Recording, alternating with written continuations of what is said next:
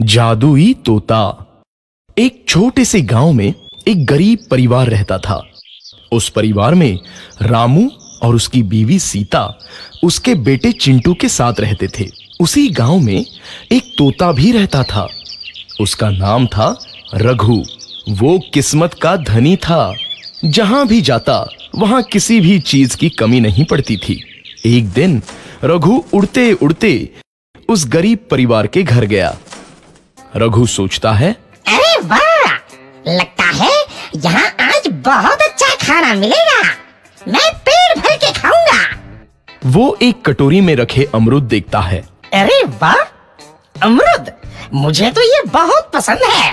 मैं तो इसे पेट भर के खाऊंगा। रघु तोता अमरूद खाने ही लगता है। तभी सीता रघु को अमरूद खाते देखती है तो गुस्सा हो जाती है और उसे वहां से भगा देती है। भाग यहाँ से, न जाने कहां से आ जाते हैं। मैं तो परेशान हो गई हूं इनसे। सीता के भगाने के बाद रघु चुपचाप से एक कोने में रहता है। धीरे धीरे उस परिवार की बरकत होने लगती है। एक दिन रामू और सीता खाना खाते वक्त बातें करते हैं। आजकल हमारी बहुत तरक्की हो रही है, काम भी अच्छा चल रहा है। रामू कहता है। इस पर सीता कहती है, सच कहा, भगवान हमेशा ऐसे ही हम पर मेहरबान रहे। बेटा चिंटू भी कहता है, पिताजी मुझे खिलौना लेके दो ना, मेरे सभी दोस्तों के पास है। रामू कहता है, ठीक है, जरूर लाऊंगा। सीता कहती है, कितने खुश है सब, मेरे परिवार को किसी की नजर ना लगे। एक तरफ ऐसी बातें होती हैं तो दूसरी तरफ रसोई में रघु तोता भी अमरूद खाते रहता है। मजा आया, अमरूद खाया, मजा आया, अमरूद खाया, मजा आया। तभी सीता रसोई में आती है और रघु तोते को अमरूद खाते देख बहुत गुस्सा होती है। सीता रघु को बाहर निकालने के लिए पिंजरे में अमरूद रखती है। रघु जब अमरूद खाने लगता है तो पिंजरे का दरवाजा बंद हो जाता है और वो उसमें फंस जाता है।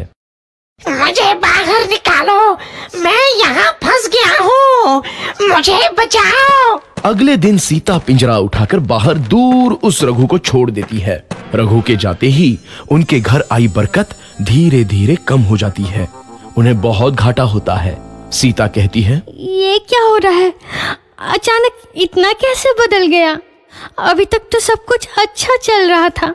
रामू कहता है, लगता है भगवान हम पर रूठ गए हैं। चिंटू भी कहता है, लगता है अब मुझे खिलौने भी नहीं मिलेंगे। और वो रोने लगता है और बाहर चला जाता है। कुछ दिन बाद रघु तोता फिर से उस घर में आता है। वापस आया, मैं वापस आया, अब मैं जमकर अमरूद खाऊंगा।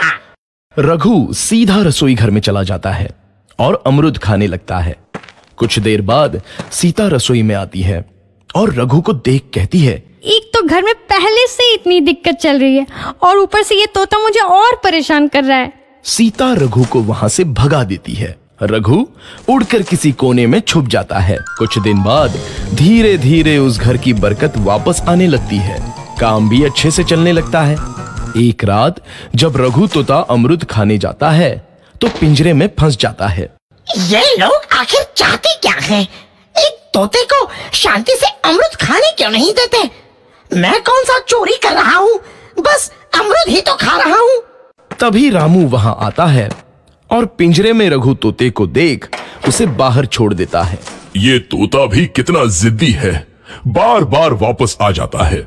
जैसे ही रामू रघु को छोड़ देता है, अगले दिन से फिर से उनके घर की बरकत जाने लगती है। काम में घाटा होता है। किसी को समझ नहीं आ रहा था कि ऐसा क्यों हो रहा है। रघु तोता घर आता है तो अचानक बरकत आती है और जब रघु तोता को बाहर निकालते हैं तो बरकत चली जाती है। एक दिन सीता रघु तोते के घर आने और बाहर जाने की स्थिति पर नजर रखती है। ये तोता जब भी घर आता है तो घर में बरकत आती है और जैसे ही ये घर से बाहर जाता है तो उसी के साथ बरकत भी चली जाती है। कहीं ये जादुई तोता तो नहीं है? अगली बार जब ये तोता घर आएगा तो मैं इसे कहीं नहीं जाने दूंगी।